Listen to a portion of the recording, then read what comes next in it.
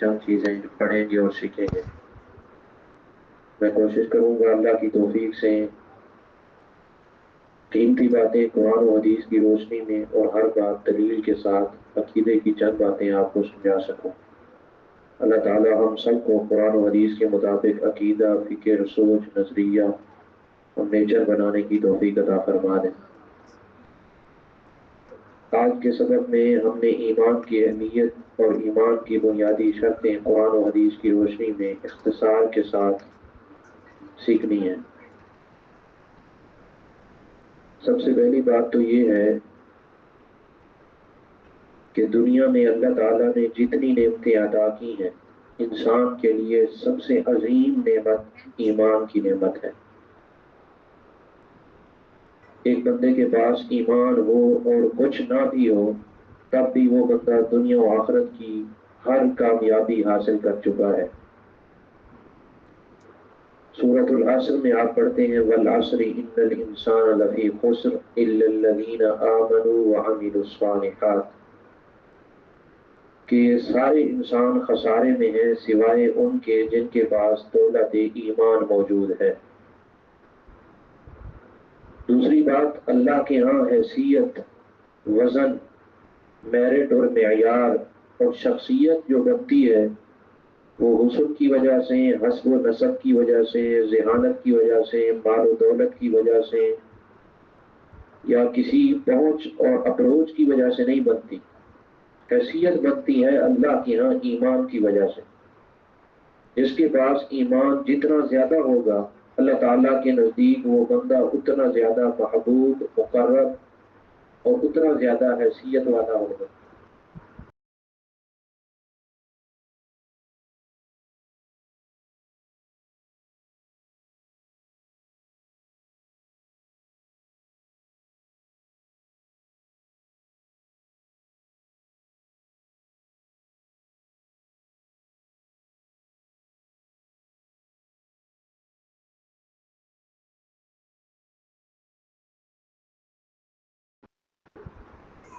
جی آواز آ رہی ہے، بالکل صحیح آ رہی ہے۔ حیثیت اللہ کے ہاں ایمان کی وجہ سے۔ آواز آ رہی ہے صاحب؟ جی آ رہی ہے، بالکل صحیح ہے۔ ادھر چھوڑ دیں، میں کو کچھ نہیں ہے۔ حیثیت اللہ کے ہاں بنتی ہے ایمان کی وجہ سے۔ سلسلہ حدیث و صحیحہ میں آتا ہے کہ موٹا تازہ آدمی قیامت والے دن اللہ کی بارگاہ میں پیش ہوگا، لا یزن عند اللہ جناح بعوضہ، لیکن وہ اللہ کے ہاں مچھر کے پر کی حیثیت بھی نہیں رکھتا ہوگا۔ جبکہ اس کے مقابلے میں سیدنا عبداللہ بن مسعود جو کمزور پنڈلیوں والے تھے، حدیث میں آتا ہے جب ان کی پنڈلیوں کو احد پہاڑ کے برابر، جو 6-7 کلومیٹر پر مشتمل پہاڑ ہے، لمبا چوڑا اور بڑا اونچا پہاڑ، اس احد پہاڑ کے ساتھ عبداللہ بن مسعود کی پنڈلیوں کو تولا جائے گا تو عبداللہ بن مسعود کی پنڈلیوں کا وزن زیادہ ہوگا۔ یعنی پتہ چلا حیثیت ایمان کی وجہ سے۔ نمبر 3، تیسری بات، اس وقت ہمارے پاس ذرائع معاش بہت ہیں۔ ہر گھر کے اندر باپ بھی کمانے والا ہے، بھائی بھی کمانے والا ہے، خاتون کا شوہر بھی کمانے والا ہے، لیکن برکت نہیں ہے۔ برکت کیسے آئے گی؟ اللہ تعالیٰ نے 9ویں پارے میں ذکر کیا ہے، برکت آتی ہے ایمان کی وجہ سے۔ وَلَوْ أَنَّ أَهْلَ الْقُرَىٰ آمَنُوا وَاتَّقَوْا لَفَتَحْنَا عَلَيْهِمْ بَرَكَاتٍ مِّنَ السَّمَاءِ وَالْأَرْضِ، اللہ فرماتے ہیں اگر یہ بستی والے، محلے، ٹاؤن، علاقے، کالونی والے ایمان لے آئے تو میں ان پر اپنی طرف سے برکت نازل کروں گا اور رحمت کی برکھا برساؤں گا۔ سب سے پہلی بات ہم نے یہ سمجھی ہے کہ سب سے بڑی جو دولت ہے وہ دولت ایمان ہے۔ دوسری بات، بندہ اللہ کے نزدیک حیثیت والا بنتا ہے ایمان کی وجہ سے۔ تیسری بات، بندے کی زندگی کے اندر، امور و معاملات کے اندر، رزق و روزی کے اندر برکت آتی ہے ایمان کی وجہ سے۔ چوتھی بات، بندے کو دشمنوں سے، فتنوں سے دفاع اللہ سبحانہ و تعالیٰ تب نصیب فرماتا ہے۔ فتنوں کے مقابلے میں لوگوں کے شر سے، لوگوں کے حسد سے، لوگوں کی دشمنی سے، لوگوں کے عناد سے اللہ دفاع کرتا ہے اس بندے کا جو بندہ مومن ہوتا ہے۔ سورہ حج پارہ نمبر 17 میں اللہ نے ذکر کیا ہے ان اللہ یدافع عن الذین آمنوا، جو ایمان والے ہوتے ہیں اللہ ان کا خود دفاع کرتا ہے، دفاع بھی نصیب ہو گیا۔ ہم میں سے ہر بندے کی خواہش ہے کہ اللہ سبحانہ و تعالی مجھے اپنی محبت عطا کرے۔ اللہ کی محبت کیسے آئے گی، یا معاشرے میں آپ کو لوگوں کی محبت کیسے ملے گی؟ ایمان کی وجہ سے۔ سورہ مریم میں آپ نے دورہ قرآن میں پڑھا ان الذین آمنوا وعملوا الصالحات سیجعل لهم الرحمن ودا، جو لوگ ایمان لائے اور انہوں نے نیک اعمال کیے اللہ سبحانہ و تعالیٰ ان کے لیے محبتیں بنا دے گا۔ یعنی محبت بھی ایمان کی وجہ سے ملتی ہے، برکت بھی ایمان کی وجہ سے ملتی ہے۔ اللہ تعالیٰ بندے کی عزت اور مال کا دفاع بھی ایمان کی وجہ سے کرتا ہے، حیثیت اور شخصیت بھی ایمان کی وجہ سے بنتی ہے۔ اور یہ بات یاد رہے، اللہ سبحانہ و تعالیٰ نے ہمیں پابند کیا ہے کہ ایمان کی جو حیثیت ہے اس کو تم سمجھو۔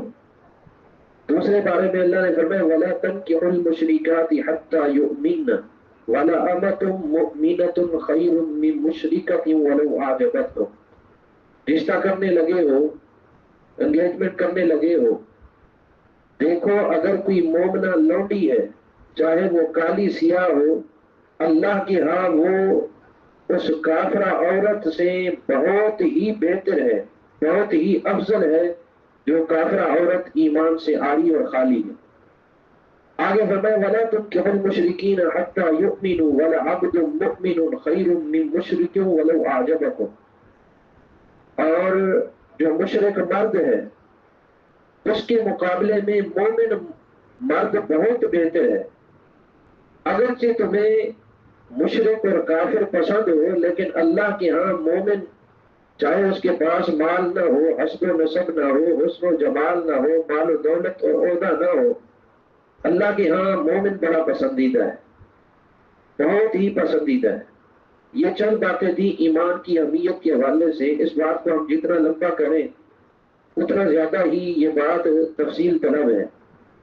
دوسری بات میں عرض کرنے لگا ہوں وہ یہ ہے کہ ایمان ایسی چیز ہے جو جب بندوں کے دل کے اندر آ جاتی ہے، جب رچ اور بس جاتی ہے، جب ایمان کسی اللہ کے بندے یا بندی کے دل کے اندر گھر کر جاتا ہے، پھر دنیا کی کوئی طاقت اسے نکال نہیں سکتی۔ صحیح بخاری میں ایک تفصیلی حدیث ہے، نبی علیہ السلام کے اعلان نبوت کے بعد جب چند صحابہ کرام اللہ کے پیغمبر صلی اللہ علیہ وسلم کی جماعت میں داخل ہو گئے تو اس کے بعد ایک وقت ایسا بھی آیا کہ سردار ابو سفیان رضی اللہ تعالیٰ عنہ جو ابھی تک مسلمان نہیں ہوئے تھے، ملک شام تجارت کے حوالے سے تشریف لے گئے، اور ملک شام میں ایلیا کے مقام پر قیصر روم کا بادشاہ ہرقل وہ موجود تھا۔ اس نے حضرت ابو سفیان رضی اللہ تعالیٰ عنہ جو ابھی تک مسلمان نہیں ہوئے تھے ان کو بلایا اور کہنے لگا جو محمد نامی شخص آپ کے ہاں اعلان نبوت کر چکا ہے صلی اللہ علیہ وسلم، اس کے بارے میں کچھ باتیں پوچھتا ہوں۔ اس نے 10-12 سوال کیے تھے اللہ کے نبی کے بارے میں، آپ کی جماعت کے بارے میں۔ ان میں سے 2 سوال قابل غور ہے۔ اس نے کہا کہ یہ بتاؤ نبی علیہ السلام کے ماننے والے جنہوں نے آپ کا کلمہ پڑھا ہے وہ بڑھتے جا رہے ہیں یا کم ہوتے جا رہے ہیں؟ ان کی جماعت میں اضافہ ہو رہا ہے یا کمی آ رہی ہے؟ یہ بتاؤ۔ اور دوسری بات یہ بتاؤ کہ کیا اس کا دین قبول کرنے کے بعد کوئی مرتد ہوا ہے، دین کو چھوڑ دیا ہو؟ ابو سفیان نے کہا نہیں۔ پہلی بات تو یہ ہے کہ اس کے ماننے والے دن بدن بڑھتے جا رہے ہیں، اور دوسری بات یہ ہے کہ محمد صلی اللہ علیہ وسلم کا ایمان اور دین قبول کرنے کے بعد آج تک کسی نے اس کے دین کو چھوڑا نہیں ہے۔ جب ان کے دل کے اندر ایمان آ جاتا ہے نا پھر وہ کسی وجہ سے بھی نہیں چھوڑتے، چاہے دنیا کے پہاڑ ان کے سامنے کھڑے کر دیے جائیں، مصیبتیں، تکالیف، پریشانیوں کا انہیں سامنا کرنا پڑے، ایمان کو وہ کمزور نہیں ہونے دیتے۔ تو قیصر روم ہرقل نے جو کمنٹس دیے تھے، جو ریمارکس دیے تھے، وہ یہ تھے، کہنے لگا کذالک الایمان حتی یتم وکذالک الایمان حین تخالط بشاشته القلوب فلا تخرجه شیء ابدا.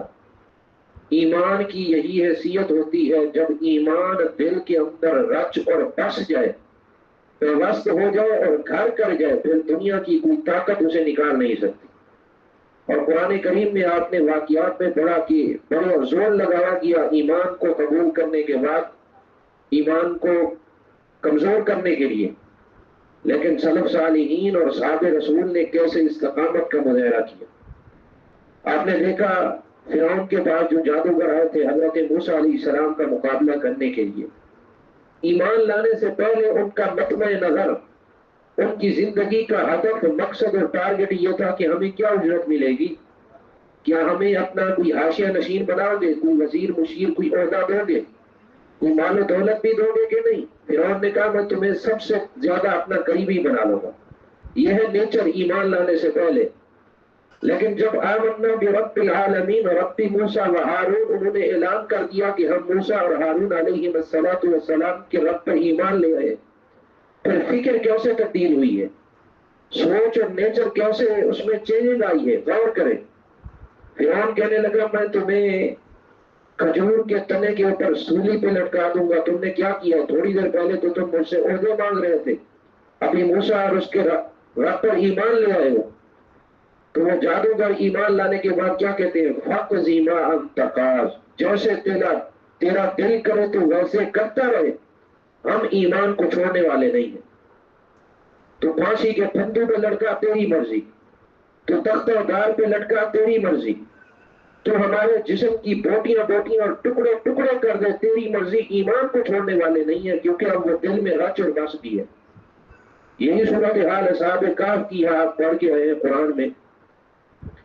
اصحاب کہف وہ 7-8 قسم کے نوجوان جو بڑے لوگوں کے بیٹے تھے، کوئی وزیر کا، کوئی مشیر کا، کوئی وزیر اعظم کا، لیکن ایمان لانے کے بعد سارے محلات والی رہائش، ناب و نعم والی زندگی، اساس اور تعیش والی زندگی چھوڑ کر غار کے اندر چلے گئے.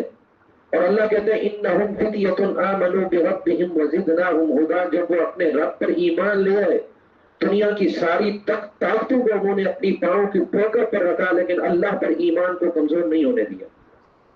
اور آپ سورہ یاسین میں حبیب نجار کا واقعہ بھی پڑھ کے رہے. پوری قوم ایک طرف ہے اور حبیب نجار ایک طرف ہے. قوم کہتی ہے تجھے قتل کر دیں گے. انہوں نے کہا تقتلون رجلا ان یقول ربی اللہ، تم اللہ کے نبی اور مجھے صرف اس لیے قتل کرنا چاہتے ہو کہ ہم اللہ کے ماننے والے ہیں، ہمارے ٹکڑے ٹکڑے ہو سکتے ہیں لیکن اللہ پر ایمان میں کمزوری نہیں آ سکتی. یہی صورتحال فرعون کی بیوی سیدہ آسیہ علیہ الرحمہ کی ہے. آپ نے دیکھا اس نے ایک طرف ساری ناز و نعم والی زندگی چھین لی، دوسری طرف ہر قسم کی مصیبت، تکلیف، پریشانی اور ہر قسم کی زیادتی کے ساتھ دوچار کر دیا. لیکن سیدہ آسیہ علیہ الرحمہ کے دل کے اندر ایمان ایسے پیوست ہو چکا تھا، کہنے لگے رب ابن لی عندک بیتا فی الجنہ، اے اللہ فرعون نے تو اپنے محلات سے نکال دیا، تو میرے لیے اپنی جنت کے اندر گھر بنا دے. میرا ایمان ہے کہ وہ گھر اس تمام دولتوں سے افضل ہے. یہ دوسری بات تھی ہماری ایمان کے حوالے سے. پہلی بات ایمان کی حیثیت ہم نے سمجھی، اور ایمان کی حیثیت انسان سے بھی زیادہ ہے. سورہ کہف میں آپ نے پڑھا اللہ سبحانہ و تعالیٰ نے حضرت خضر اور موسیٰ علیہ السلام کے سفر کا تذکرہ کیا ہے. خضر علیہ السلام نے ایک معصوم بچے کی گردن پکڑ کر اسے مار دیا. حضرت موسیٰ علیہ السلام نے پوچھا کیوں مارا ہے؟ کہنے لگے وَأَمَّا الْغُلَامُ فَكَانَ أَبَوَاهُ مُؤْمِنَيْنِ، یہ جو بچہ ہے اس کے والدین کے پاس دولت ایمان موجود ہے، اور یہ بچہ بڑا ہو کر اپنے والدین کے ایمان سے مرتد ہونے اور کفر میں جانے کا ذریعہ بن سکتا تھا. اس لیے ایمان کو بچانے کے لیے انسان کی قربانی دینا زیادہ بہتر ہے. انسان کی جان چلی جائے لیکن ایمان نہ جائے، یہ ہے ایمان کی حیثیت. پتہ چلا انسان سے زیادہ ایمان کی حیثیت ہے. دوسری بات ایمان کی اہمیت کتنی ہے کہ جب وہ دل میں پیوست ہو جائے پھر دنیا کی کوئی طاقت اسے نہیں نکال سکتی۔ تیسری بات، دنیا میں جتنے کامیابی والے لوگ گزرے ہیں ان کی کامیابی کی وجہ ایمان تھی۔ صحابہ کرام کی عقیدے اور فکر کو، منہج کو اللہ نے ہمارے لیے بطور معیار کے پیش کیا۔ اس کی وجہ کیا ہے؟ اس کی وجہ یہی ہے کہ ان کے پاس ایمان بہت زیادہ تھا۔ وَلَكِنَّ اللَّهَ حَبَّبَ إِلَيْكُمُ الْإِيمَانَ وَزَيَّنَهُ فِي قُلُوبِكُمْ، ان کے دلوں میں اللہ نے ایمان کو پیوست کر دیا۔ اور دوسرے مقام پر فرمایا أُولَٰئِكَ كَتَبَ فِي قُلُوبِهِمُ الْإِيمَانَ، ان کے دلوں میں میں نے ایمان کو خود لکھ دیا تھا۔ تیسرے مقام پر فرمایا ان کا ایمان اتنا معیاری تھا فَإِنْ آمَنُوا بِمِثْلِ مَا آمَنْتُمْ بِهِ فَقَدِ اهْتَدَوْا، کہ دنیا والوں کے لیے میں نے ان کے ایمان کو بطور معیار اور پیشوا کے، نمونہ کے، قدوہ کے، میرٹ اور کسوٹی کے پیش کیا۔ پتہ چلا کہ کسی کو اللہ سبحانہ و تعالیٰ نے ہمارے لیے آئیڈیل اور رہنما بنایا ہے تو ایمان کی وجہ سے بنا۔ اب ہم جتنے بیٹھے ہیں ہر کسی کا دعویٰ ہے کہ ہم ایماندار ہیں۔ یہاں سے اصل میں ہم نے بات سمجھنی ہے اور اختصار کے ساتھ آپ اگر توجہ کریں گے 15 منٹ کے اندر ہم بات ختم کر دیں گے۔ ہر کسی کا دعویٰ ہے کہ ہم ایماندار ہیں۔ سورہ حجرات میں اللہ نے دیہاتیوں کا ذکر کیا ہے، قالت الاعراب آمنا، دیہاتی کلمہ پڑھے، کلمہ پڑھنے کے بعد اللہ کے نبی کے زمانے میں کہنے لگے ہم ایمان لے آئے ہیں، ہم تو مومن بن گئے۔ اللہ نے فرمایا انہیں کہو ابھی تمہارے پاس ایمان نہیں آیا، ابھی تم صرف دائرہ اسلام میں داخل ہوئے ہو، ایمان کے لیے کچھ قربانیاں چاہیے ہوتی ہیں۔ ایمان کے لیے شرط ہے کہ تمہاری خوشی غمی، تمہاری زندگی خلوت کی ہو، جلوت کی ہو، انفرادی زندگی ہو، اجتماعی زندگی ہو، اللہ کی شریعت کے مطابق۔ ایمان دل میں پیوست ہونے کے لیے اور حقیقت ایمان کو حاصل کرنے کے لیے اللہ سبحانہ و تعالیٰ نے فرمایا تم سر کی چوٹی سے لے کر پاؤں کے ناخن تک اپنے پورے وجود کو شریعت کے تابع کر دو۔ اس کو ایمان کہتے ہیں، اس کو ایمان کہتے ہیں۔ اور اللہ کے نبی صلی اللہ علیہ وسلم نے ایمان سمجھایا ہے۔ اللہ کے نبی صلی اللہ علیہ وسلم فرماتے ہیں ایمان کے 73 درجے ہیں، 73، اور ان میں سے سب سے افضل ترین درجہ ہے لا الہ الا اللہ کا اقرار کرنا، اس کے معانی، مطالب، مفاہیم اور تراجم پر غور و فکر کر کے اس کے تقاضوں کو پورا کرنا۔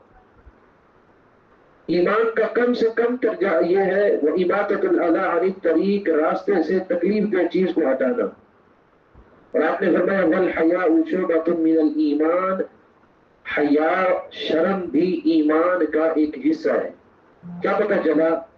جس کے اندر لوگوں کو تکلیف سے بچانے کا جذبہ اور احساس موجود نہیں ہے اس کے دل میں ایمان نہیں ہے۔ جس دل کے اندر ہر شرم اور حیا اور بھرم موجود نہیں ہے اس کے اندر ایمان نہیں ہے۔ ایک دوسری حدیث نبی علیہ الصلوۃ والسلام فرماتے ہیں ثلاث من کن فیہ وجب بہن حلاوۃ الایمان، جس بندے کے اندر 3 خوبیاں آ جائیں اللہ سبحانہ و تعالیٰ اسے ایمان کی مٹھاس نصیب فرما دیتا ہے، ایمان کی لذت، ایمان کی شیریں اللہ سبحانہ و تعالیٰ اسے عطا کر دیتا ہے۔ وہ کیا ہے؟ نمبر 1، اللہ اور اس کا رسول اسے دنیا کائنات سے، پوری دنیا کی دولتوں، رشتوں اور تعلقات سے بڑھ کر محبوب ہو، سب سے زیادہ اسے اللہ اور اس کے رسول سے محبت ہو۔ نمبر 2، وہ دنیا میں جس مسلمان سے محبت کرتا ہے یا جو بہن کسی مسلمان بہن سے محبت کرتی ہے لا یحبہ الا للہ، وہ صرف اللہ کے لیے محبت کرتی ہے۔ نمبر 3، اسلام کو قبول کرنے کے بعد اپنی زندگی کے تمام امور و معاملات اور شعبہ جات میں اسلام کے احکامات کو فالو کریں، اسلام کی بتائی گئی تعلیمات کو امپلیمنٹ کریں، اسلام کے بتائے گئے احکام و مسائل کو اپنی زندگیوں کے اندر لاگو کریں۔ اگر لاگو کر رہے ہیں تو پھر ایمان کی مٹھاس مل رہی ہے، ورنہ نہیں۔ یہ اللہ کے نبی صلی اللہ علیہ وسلم فرما رہے ہیں۔ اور ایک حدیث میں آپ نے فرمایا لا یؤمن احدکم حتی یکون ہواہ تبعا لما جئت بہ، جب تک تم اپنی پوری خواہشات کو اللہ کے پیغمبر کی شریعت اور سنت کے تابع نہ کر دو تب تک اللہ تمہارا ایمان قبول نہیں کرتا۔ یہ ہے ایمان کا معیار. ان احادیث کی روشنی میں ہم دیکھیں ہمارے پاس ایمان کتنا ہے. ایک حدیث میں آتا ہے لا ایمان لمن لا امانت له. جس بندے کی زندگی میں امانت داری نہیں ہے، اللہ نے جوانی ایک امانت دی ہے، وہ اس امانت کا خیال نہیں کرتا. اللہ نے ہاتھ، آنکھ، کان، زبان ایک امانت دی ہے، وہ اس امانت کا خیال نہیں کرتا. اللہ سبحانہ و تعالیٰ نے موبائل ایک امانت دی ہے، اس کا خیال نہیں کرتا. یا دنیا والوں نے اس کے پاس کوئی امانت رکھی ہے، وہ اس امانت کا خیال نہیں کرتا. لا دین لا ایمان لمن لا امانت له. صحیح مسلم کی حدیث ہے، اللہ کے نبی فرماتے ہیں اللہ اسے بندے کا ایمان قبول نہیں کرتا. جب تیرے اندر امانت داری کی خوبی ہی نہیں ہے تو تیرے ایمان کا کیا ہوگا؟ ایمان کئی چیزوں کا ساتھ مل کر بنتا ہے، صرف لا الہ الا اللہ پڑھنے سے ایمان نہیں آتا. ابھی 4 حدیثیں میں آپ کو سنا چکا ہوں، کئی حدیثیں میرے ذہن میں آ رہی ہیں. پہلے میں نے سنایا کہ لا الہ الا اللہ ہو، تکلیف دہ چیز کو راستے سے ہٹانا ہو، شرم و حیا ہو، یہ ایمان کی شرطیں ہیں. اللہ کے رسول سے محبت ہو، دنیا میں دنیا والوں سے محبت ہو اللہ کے لیے. نمبر 3 اسلام کو تمام احکامات کے ساتھ فالو کرنا. اور پھر یہ بتایا کہ جس کے پاس امانت داری نہیں ہے اس کا ایمان قبول نہیں ہے. اب ایک اور انداز سے سنیں. نبی علیہ الصلوۃ والسلام فرماتے ہیں من کان یؤمن باللہ والیوم الآخر فلیقل خیرا او لیصمت. جس کا اللہ اور آخرت کے دن پر ایمان ہے وہ جب بھی زبان کو جنبش اور حرکت دے گا، بھلی بات کرے گا، حکمت و تدائی والی بات کرے گا، او لیصمت یا پھر خاموش رہے گا. یعنی کیا پتہ چل رہا ہے کہ اگر ہماری زبان شتر پہ مہار ہے، جو زبان پہ آتے ہیں بول دیتے ہیں، چغلی ہے، غیبت ہے، نام تان ہے، زبان ترازی ہے، بہتان تراشی ہے، کچھ بھی ہے، بولتے جا رہے ہیں، ہمارا ایمان ختم ہوتا جا رہا ہے. نبی علیہ السلام فرماتے ہیں جس کا ایمان ہوگا وہ زبان کو حرکت دے گا تو بھلائی اور خیر والی بات کرے گا، وگرنہ خاموش رہے گا. ایک اور حدیث سنیں. نبی علیہ السلام فرماتے ہیں من کان یؤمن باللہ والیوم الآخر فلیکرم جارہ. جس کا اللہ اور آخرت کے دن پر ایمان ہے وہ اپنے پڑوسی کی عزت کرتا ہے. اس کا پڑوسی اس کی زبان سے بھی، اس کے ہاتھ سے بھی، اس کے معاملات سے بھی فتنوں سے محفوظ رہتا ہے. ایک حدیث میں آتا ہے ایک مرتبہ اللہ کے نبی نے 3 قسمیں اٹھائی. آپ نے فرمایا واللہ لا یؤمن، اللہ کی قسم وہ بندہ مومن نہیں ہے، اس کا ایمان قبول ہی نہیں ہے، اس کے ایمان کی اللہ کے ہاں کوئی حیثیت اور معیار ہی نہیں ہے. صحابہ نے کہا کون ہے اللہ کے رسول وہ برباد ہو جائے جس کا ایمان قبول نہیں ہے؟ فرمایا الذی لا یأمن جارہ بوائقہ، وہ آدمی جس کی گندی خصلتوں سے، جس کے برے عادات و اطوار سے اور جس کی بری حرکتوں سے اس کا پڑوسی محفوظ نہیں. یہ ہے ایمان کا معیار.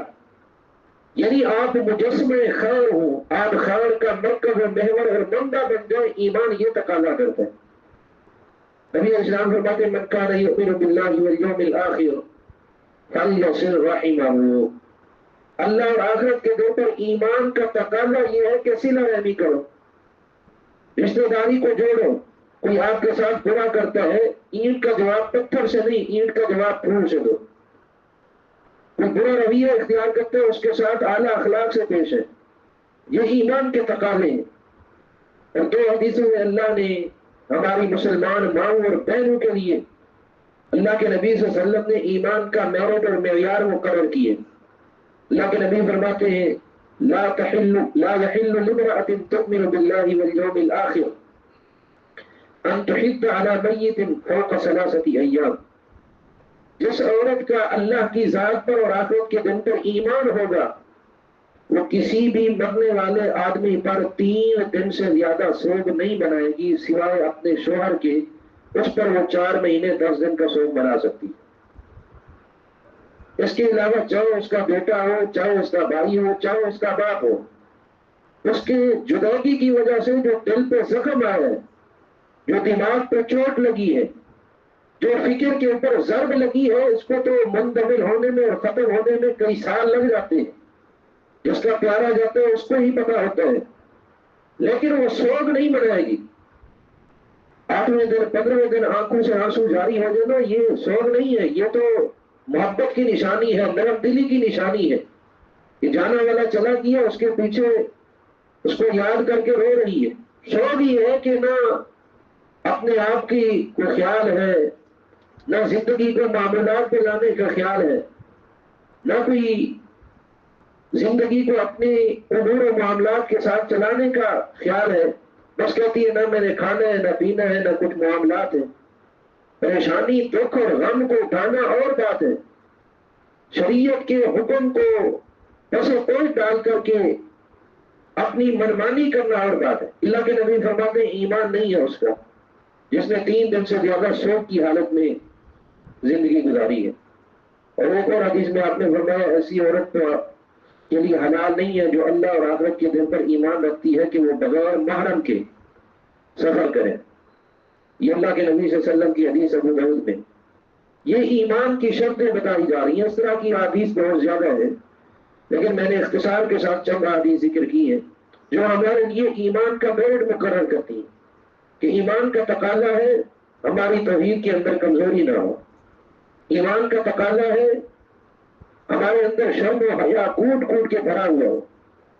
نمبر 3 ایمان کا تقاضا ہے کہ ہم لوگوں کے لیے تکلیف بننے والی چیز کو ہٹانے کا ہر ممکن اہتمام کریں.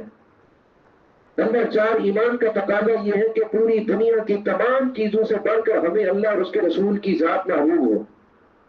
نمبر 5 ایمان کا تقاضا یہ ہے کہ ہم کسی سے خود غرضی مقصد پرستی کی طرح اور مطلب کی خواہش کی بنیاد پر محبت نہ کریں بلکہ للہ فی اللہ محبت کریں. نمبر 6 ایمان کا تقاضا یہ ہے کہ ہم اپنی زندگی کے تمام امور و معاملات اور شعبہ جات میں اللہ کے پیغمبر کی شریعت اور سنت کو فالو کریں اور اس کو لاگو کریں. نمبر 6 ایمان کا تقاضا یہ ہے کہ ہماری زبان جب حرکت کرے خیر و بھلی کی بات کرے، اس کے علاوہ کوئی بات نہ کرے. نمبر 7 میں نے عرض کیا کہ ایمان کا تقاضا یہ ہے کہ جس سوسائٹی اور معاشرے میں ہم رہتے ہیں دنیا سے ہم جائیں تو پھر کہنے والا یوں کہے کہ جیو تو اس طرح جیو کہ ہر شخص احترام کرے، مرو تو اس طرح مرو کہ دشمن بھی سلام کرے. یعنی ہمارا اپنے معاشرے، علاقے، ٹاؤن، گلی، محلے کے اندر ایسا اخلاق ہو، ایسا رویہ ہو. مرد ہو تو وہ مردوں کے ساتھ ایسا پیارا اخلاق پیش کرے، خاتون ہو تو محلے کی خواتین کے ساتھ ایسا اعلیٰ اقدار کے ساتھ پیش ہو. یہ ایمان کے تقاضے ہیں. اور آپ نے ایمان کا تقاضا ذکر کیا کہ اینٹ کا جواب پتھر سے نہیں، رشتہ داری کو توڑنا نہیں بلکہ رشتہ داری کو جوڑنا ہے. نبی علیہ السلام نے ایک اور حدیث میں ایمان کا معیار سمجھایا.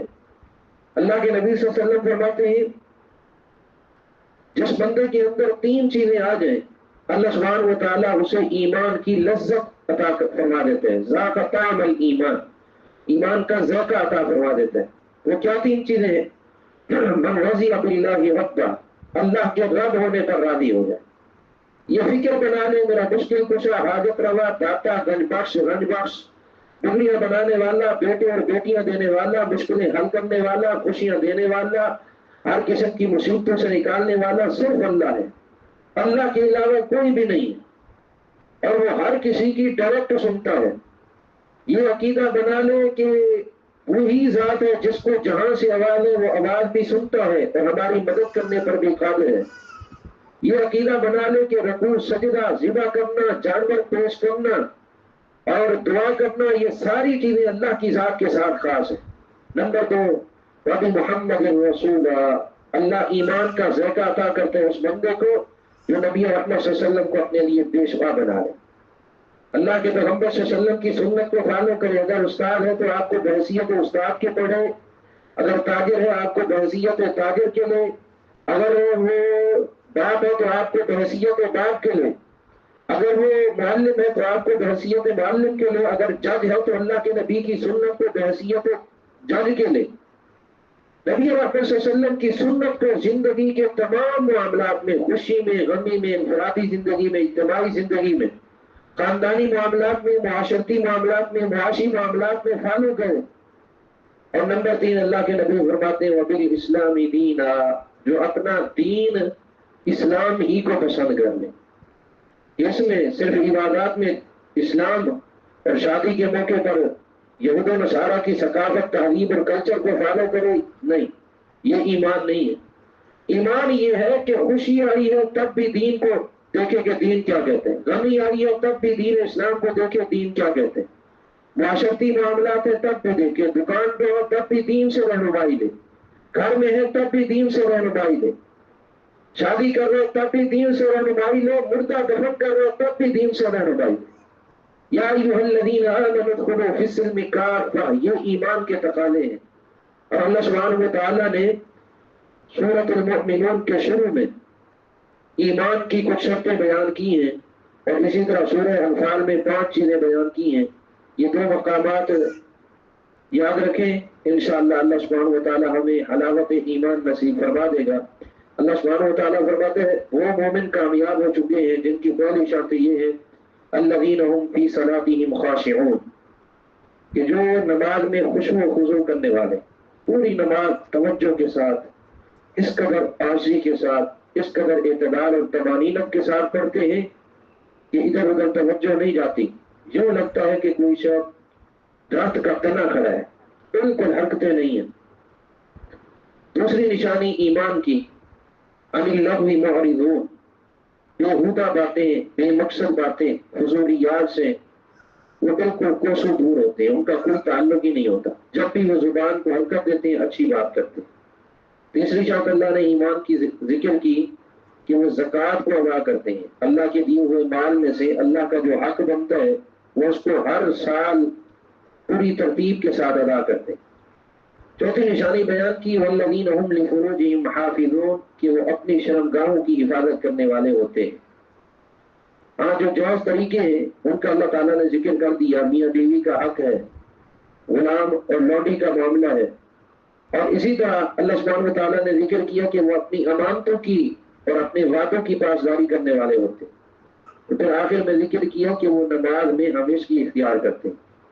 یہ نشانیاں ہیں ایمان کی، اور اسی طرح سورہ انفال میں اللہ نے 5 نشانیاں بیان کی ہیں ایمان کی، وہ تفصیل میں اگر جائیں تو گھنٹہ لگ سکتا ہے، لیکن وہ 5 شرطیں اگر ہم پوری کر لیں انشاءاللہ اللہ سبحانہ و تعالیٰ ہمیں دولت ایمان سے نواز دے گا۔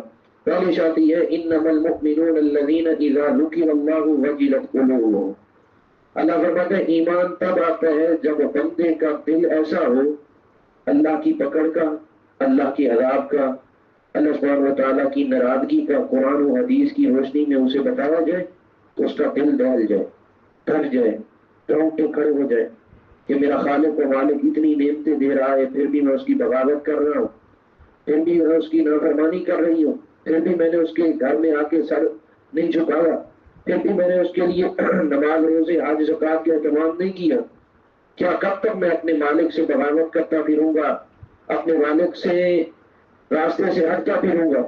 یہ پہلی نشانی ہے کہ جب انہیں قرآن و حدیث کا کوئی واضح سنایا جاتا ہے ان کے دل چاہے گناہ ہو چکے ہوتے ہیں لیکن ڈر جاتے ہیں۔ دوسری نشانی جب وہ ایمان کے راستے پہ آ جاتے ہیں، جیسے ابھی ہم بیٹھے ہیں، وہ مسائل سنتے ہیں، یہ باتیں شاید الگ الگ ہم نے پہلے بھی پڑھی ہوں گی لیکن ایک ترتیب کے ساتھ میں نے عرض کر دیا۔ تو دوسری نشانی وَإِذَا تُلِيَتْ عَلَيْهِمْ آيَاتُهُ زَادَتْهُمْ إِيمَانًا، وہ جب اللہ کی آیات پڑھتے اور سنتے ہیں تو ان کے ایمان میں اضافہ ہوتا ہے کہ جی ٹھیک ہے، یہ شرطیں شریعت نے مزید ذکر کی ہیں ایمان کو بڑھانے کے لیے، ہم احمدہ ان کا خیال کریں گے۔